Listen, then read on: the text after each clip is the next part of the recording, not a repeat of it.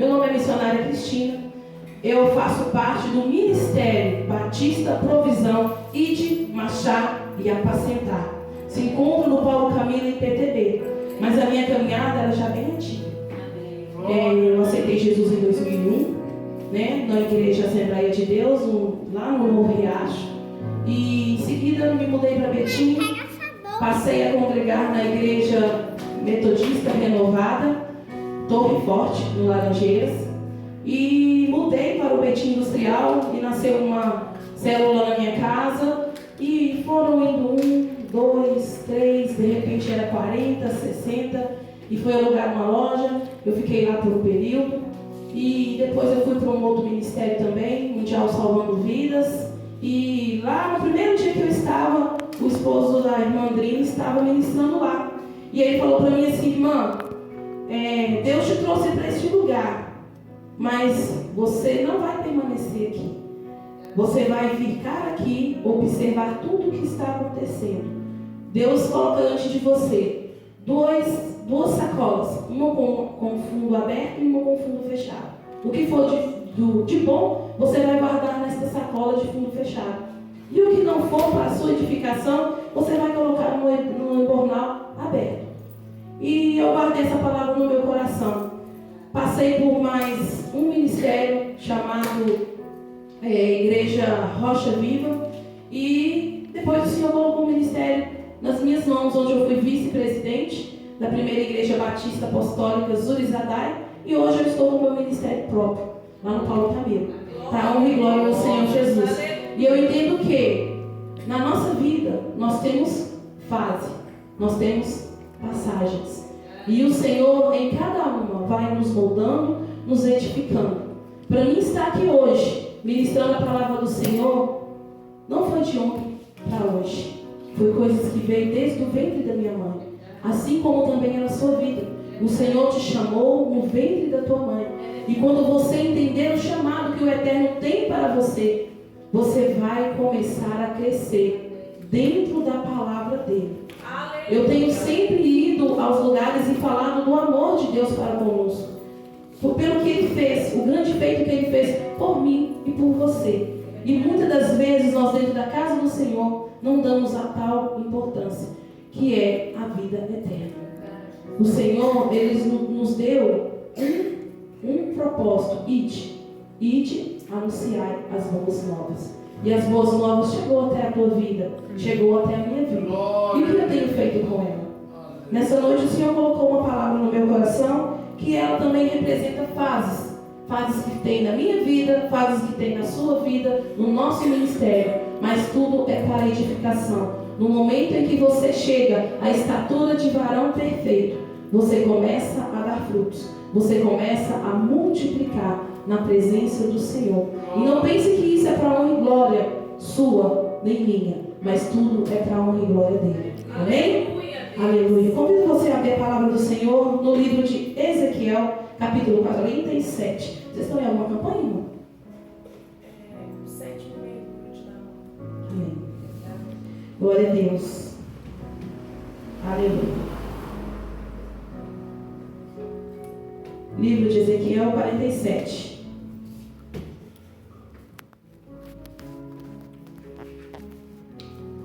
Você encontrar? Uma das coisas que eu aprendi na minha caminhada, observando na casa do Eterno, é que nós venhamos para um banquete. E no momento da palavra, é o alimento que ele dá para a minha e para a sua alma. Porque quando nós confessamos a Cristo como único e suficiente Salvador, damos o primeiro passo de querermos estar com Ele. E automaticamente o segundo passo é descermos da água do batismo, como está lá em João 2. Nasceremos da água e do Espírito. E nascendo da água e do Espírito, nós precisamos ser alimentados espiritualmente. Se eu for à casa do irmão, eu vou querer sim provar aquele café, provar aquele pedaço de bolo, o pãozinho com manteiga. E na casa do Eterno eu quero experimentar a palavra. Você só vai saber o real gosto, sabor e entender as maravilhas da lei do Eterno se você meditar na palavra. E não é tão somente de ouvir não, irmãos. É de você degustar, guardar no teu coração. E diz assim a palavra do Senhor, que se encontra no livro de Ezequiel 47. E depois disso, um homem me fez voltar à entrada do templo. E eis que saíam águas debaixo do limitar do templo. E para o oriente, para que a face da casa, para que o oriente e as águas vinham debaixo, do lado direito da casa e do lado do altar. Ele me levou pela porta do norte e me fez uma volta por fora, até a porta exterior, o que olhava para o oriente, e eis que corria as águas do lado direito. Saiu aquele homem para o oriente, tendo na mão um cordel de medir, mediu 1000 côvados e me fez passar pelas águas, que me davam pelos tornozelos. Mediu 1000 côvados e me fez passar pelas águas, que me davam pelos joelhos, e mediu 1000, me fez passar pelas águas, e me deram nos ombros. Mediu ainda 1000, e era um rio que não podia atravessar, porque as águas tinham crescido, e as águas que se desviavam passavam do lado do rio, passavam a nado, pelo qual não se podia passar. E me disse: viste este filho do homem? Então me levou ao outro e trazeu à margem do rio. E tornando eu voltar, eis que as margens do rio haviam em abundância grandes árvores. E de um outro lado, então me disse: estas águas saem da região do oriente e descem para a campina e entram no mar morto, cujas águas ficaram saudáveis. Toda criatura vivente que vive, examinais e verás, por onde que este rio passar, haverá muitíssimos peixes, e onde chegarem estas águas, tornarão saudáveis as do mar. Tudo viverá. Onde quer que passar este rio, junto a ele se acharão pescadores, desde de Gedi até Eglamar. E haverá lugar para estas redes, e os seus peixes, segundo as suas espécies, será como os peixes grandes, em multidões extensivas. Amém? Até aqui. Glória a Deus. A palavra do Senhor, que o Senhor me colocou, eu não conversei com a irmã Andrinha a respeito do tema da campanha, mas o Senhor me falava sobre águas e sobre face. E o Senhor também colocou sobre o meu coração para falar com os irmãos essa noite sobre a importância da água. Porque nós somos espirituais. Nós nascemos das águas. E a água nos purifica. Na palavra do Senhor, há vários textos que nos faz lembrar da purificação através da água. O tema da campanha é o último mergulho de Naamã. Meus filhos por muitas vezes me indagaram: mãe, toda semana, todo mês a gente vai na igreja, cura de Naamã, o povo não é curado não, por quê? Toda vez a gente tem que ir lá enfiar a mão na bacia de água, toda vez a gente vai lá e passa na piscina de água e põe isso e põe aquilo. O povo da igreja não fica curado não, mãe? De novo a cura de Naamã? Será que nós entendemos o real significado do 7º mergulho de Naamã? E nesta noite eu gostaria de respaldar para você uma palavra que se encontra no livro de Lucas capítulo 16. Havia 2 homens, um rico e um mendigo. Este rico vestia os mais finos panos, púrpuras, linhos, e Lázaro se cobria com chagas. Lázaro não, o mendigo, se cobria com chagas. E ele estava ali à porta deste homem rico, a qual a todo momento ele se lembrava do Deus Criador. Ele clamava por misericórdia. Enquanto aquele homem rico, em momento nenhum, ele se satisfazia do que ele tinha. Quanto mais ele tinha, mais ele buscava mais. Em Mateus 6:33 diz: buscai, pois, primeiro o reino de Deus e a sua justiça, e as demais coisas vos serão acrescentadas. Há determinado momento em nossas vidas que nós estamos tão preocupados com as coisas terrenas que deixamos de buscar o reino, que deixamos de estar na casa do Eterno para o adorar. E por muitas das vezes, quando até viemos à casa do Eterno e colocamos diante do altar e falamos assim: Senhor, descansa no Senhor, eu coloco essa causa no teu altar, trabalha, opera e faz.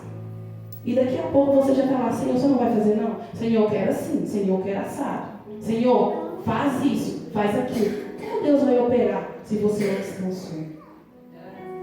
E da maioria das vezes nós vamos para a casa do Senhor só pedir. Pedir, pedir, pedir. E quando Ele nos manda, alegrai, alegrai, com cânticos de júbilos, alegrai, alegrai na minha presença, com palavras de exortação ao Eterno. E por muitas das vezes nós ficamos frustrados, cabisbaixos, voltamos para casa sem entender o propósito de Deus sobre as nossas vidas. É verdade. E aqueles dois homens estavam no mesmo ambiente, porém em situações adversas. Aquele homem tinha tudo do bom e do melhor. Não se preocupava nem em agradecer a Deus. Quantas vezes você tem vindo à casa do Eterno? Tem a sua casa, tem o seu carro, tem a sua esposa, sua família, seus filhos. Mas ao invés de agradecer, só reclama, só murmura. E acha que é feliz, que Deus tem que te fazer feliz. O Senhor te entrega as bênçãos e você enterra os talentos. Mas Lázaro, o mendigo, ele estava ali naquela posição de sofredor. E ele, ao todo tempo, ele clamava a Deus. E tinha certeza que a sua situação iria melhorar. O nosso ponto de vista diz tudo sobre a nossa vida, irmão. Se você entrar aqui essa noite e acreditar que através do último mergulho de Naamã, é a última vez que eu vou mergulhar e eu vou ser curado. Podem fazer 1.300, 500 campanhas de cura de Naamã. Você já foi curado. Você é curado. Mas a partir do momento que você entender o mistério da palavra do Eterno para comigo e para com você. E nessa noite, quando aquele homem rico morreu, eu falo para você, ele foi sepultado. Teve um enterro maravilhoso, coroas de flores, caixões, enterro fúnebre. E Lázaro foi levado pelos anjos do Senhor. E de repente, quando ele acorda no Hades, ele olha de longe Lázaro nos braços, no seio de Abraão, aonde ele sempre confiou que estaria. Será que você tem certeza da sua salvação nessa noite?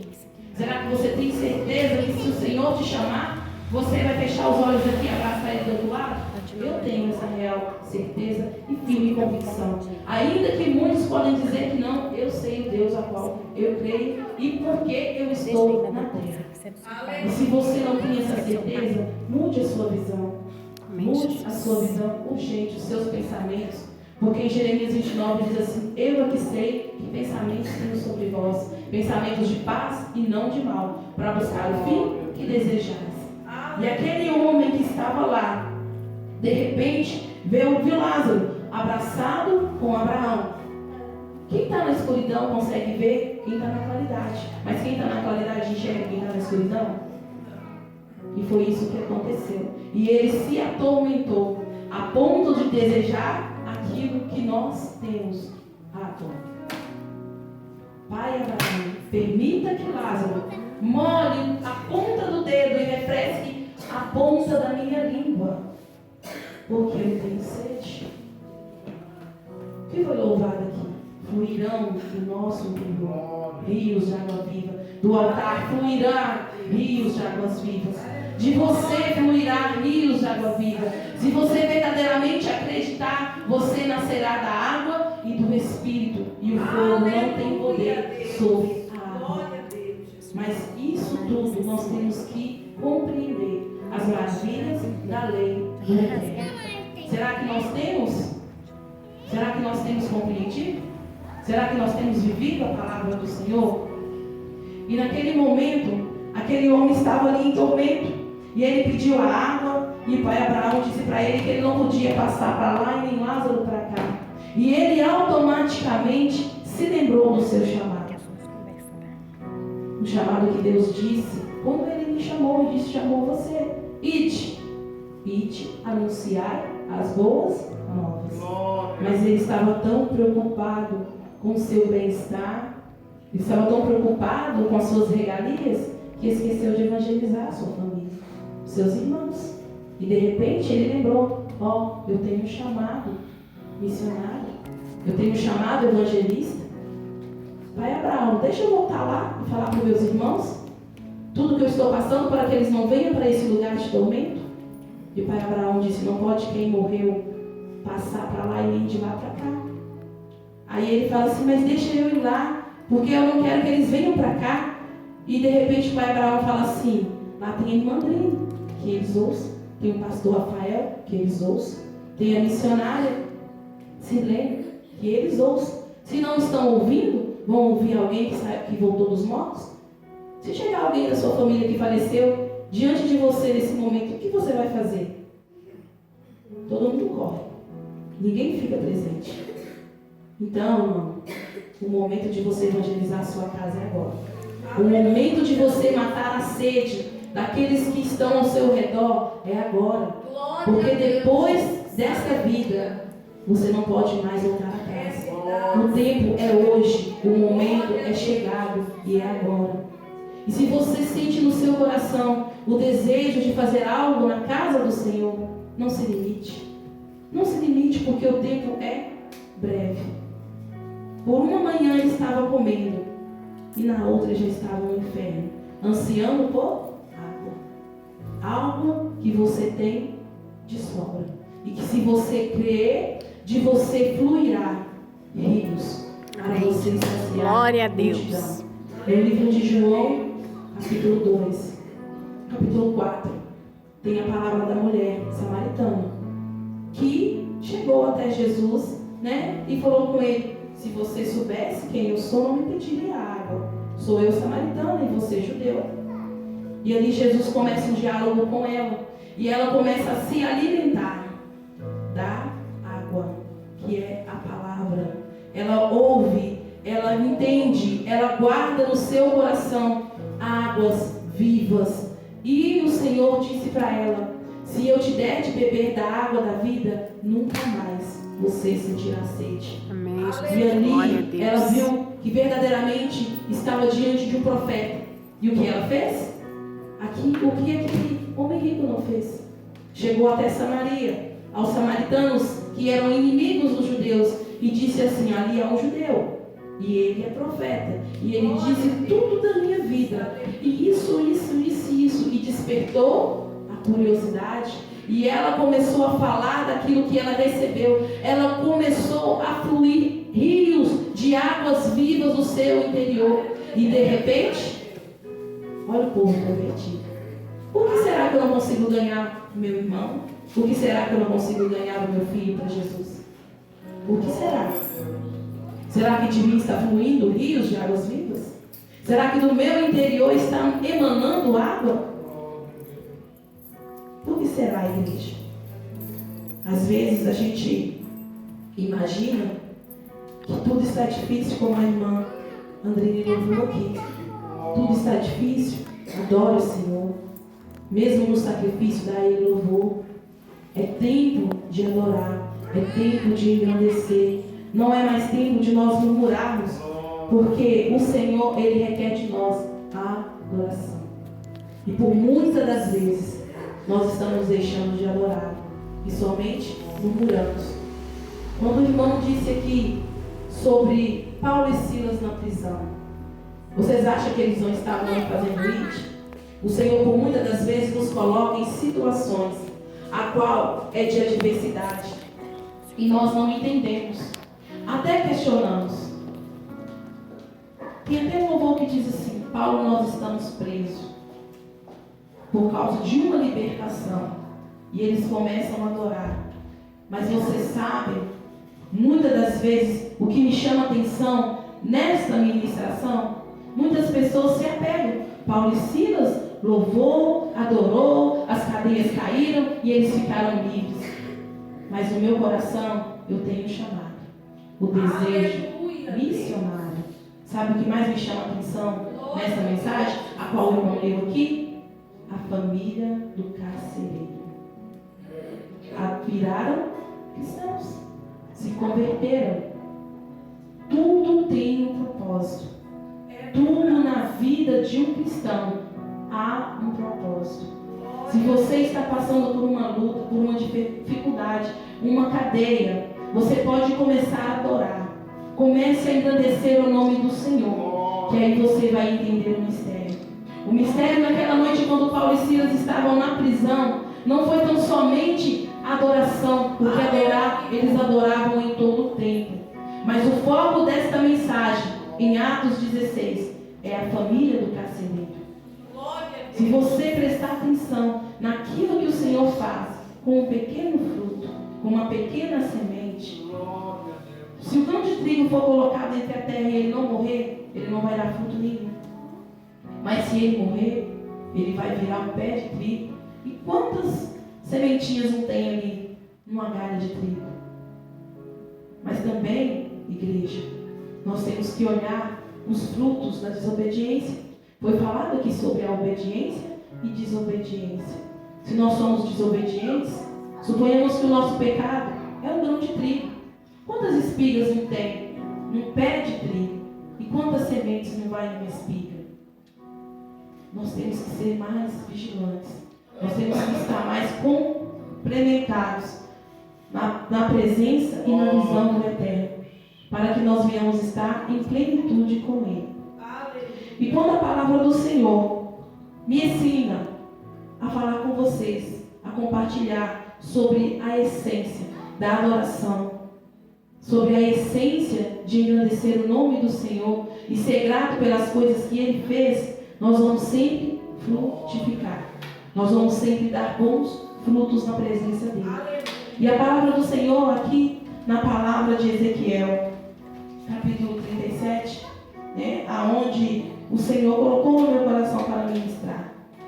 O rio de água viva, ele nos traz vida. É um ministério que tem um grande significado profético.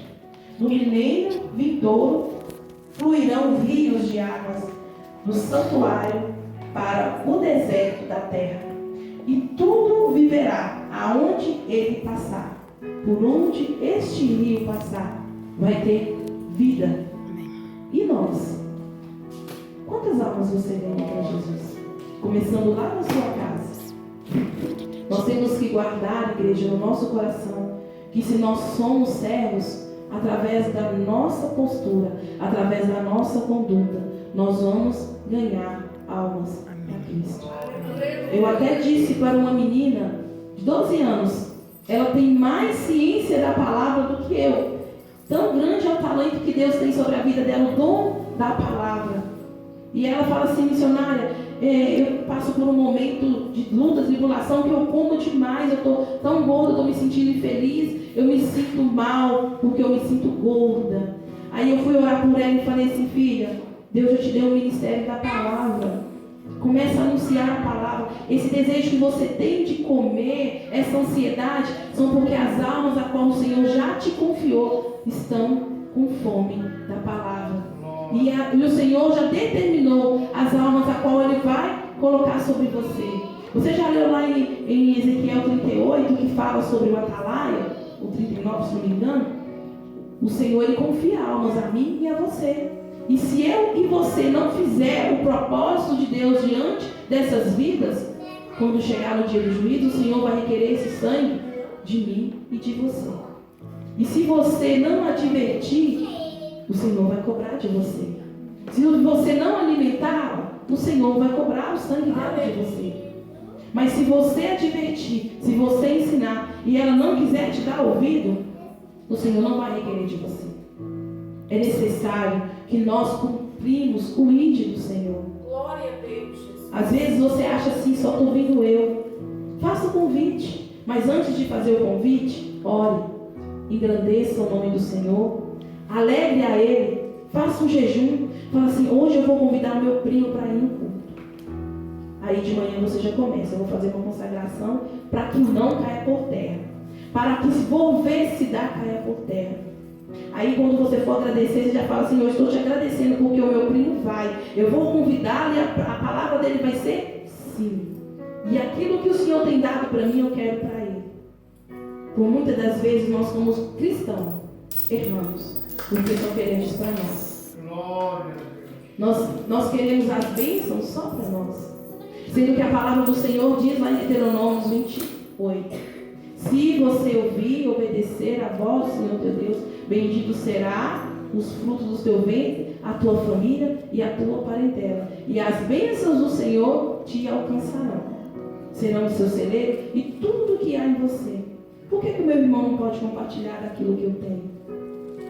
Se você estiver na mesma fé que eu, irmão, que Deus tem para mim, Ele tem para você. Amém, Jesus. As bênçãos do Senhor, ela é para todos. A vontade do Senhor sempre foi perfeita, boa e agradável. Aleluia. Mas por muitas das vezes, os irmãos estão ficando frustrados. Porque o pastor não prega? Não, porque ele não quer ouvir. O pastor até prega. O evangelista prega. O missionário prega. Mas a desobediência reina. O irmão falou assim, é fácil obedecer. É tão fácil obedecer. Mas por que não estão obedecendo? O Senhor, Ele quer mais intimidade de nós. Ele quer que nós nos aproximemos dEle. E como é que eu vou me aproximar do Senhor? Orando, buscando, jejuando, alimentando o meu espírito e mortificando a minha carne. É gostoso acordar de madrugada para orar, mas nem todos querem. O sono fala mais alto, porque a carne está gritando. Se você começar, irmão, a orar 10 minutos, 5 minutos, 2 minutos, de repente, quando você assustar, a hora já foi embora. Nós temos uma vigília no último sábado do mês. E na última vigília, eu sempre oro 15 minutos de oração. Aí a gente dá algumas oportunidades. Aí depois meia hora, mais uma oração de 15 minutos, algumas oportunidades, oração meia hora. E eu me perdi no horário na última vigília. Eu comecei a orar, orei 1 hora direto. E estou assim, irmãos, vamos dobrar o joelho, que já vai dar meia-noite, né? Daqui a pouco, a gente entregar a oração e já vamos louvar como Davi louvou. Aí a irmã gritou lá atrás, missionário, já vai dar aí 1 hora. A primeira oração você fez 1 hora direto. Nem percebi. E os irmãos que estavam lá também acho que nem perceberam. E detalhe, joelho no chão. Amém. Poucos são os que ficam de pé.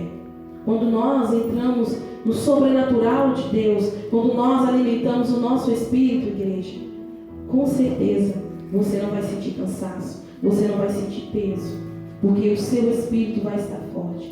E é na fraqueza que o Senhor aperfeiçoa o poder dele sobre as nossas vidas. Aleluia. E se você começar a caminhar na origem da nascente do santuário, aonde fluíam os rios do Espírito, que é a água do Pai, que vem sobre nós, como uma corrente. A água que desce do altar, ela vai ser as bênçãos para a minha vida e para a sua vida. E você vai ter que vir buscar no santuário. Não pense você que você lá na sua casa, lá no seu trabalho, você vai receber, não. Foi o que foi ministrado aqui, Salmo 133. Quão bom e suave é que os irmãos vivam em união. O Senhor, Ele não vai dar bênção só para um e para outro. Ele tem para todos. Quando Ele distribuiu os talentos, Ele deu para todos. Mas somente aqueles que zelaram permaneceram com o seu talento. Aquele a qual enterrou, perdeu. Não enterre o seu talento. Não enterre aquilo que o Senhor tem colocado para você. Porque a força do Senhor é como plenitude que cresce sobre as nossas vidas. E Ele apresenta como um fluente, um rio que desce no mundo para enriquecer a todos. O rio que desce do trono de Deus, que nos traz saúde, nos revive e nos traz fertilidade. Assim a gente também no Espírito cresce em Jesus. E esse excede o crescimento enquanto a profecia e obediência passamos a experimentar cada vez rios mais profundos. As águas, quando atingem os nossos artérios, apresentam a idade infantil do crente. Isto é, a fé daquele que decide servir a Deus e entrar no rio da água divina. É quando você começa a caminhar e você só molha os seus pés. Aí você já foi como criança, que você vai assim numa poça de água, bate o pé, pula, se alegra, corre e volta, vai e volta. Só que nos rios do Senhor, Ele te convida a ir mais fundo, a ir mais além. E quando essas águas atingem os seus joelhos, indica que claramente já é uma vida de oração. Quando você entra numa piscina, num rio, que você vai, que a água pega no joelho, já fica mais pesado. É o momento que você dobra os seus joelhos e começa a orar. E vai orando, vai passando hora, vai passando momentos. E você vai explanando diante de Deus o seu louvor, a sua adoração, a sua gratidão. Vai intercedendo por amigos, por familiares. Vai intercedendo por enfermos, por presídios, por advogados, por autoridades. E de repente, você vê que o seu joelho está mais pesado. Porque os rios do Senhor vão sendo formando forças abundantes sobre você. E de repente, quando ela chega nos teus ombros,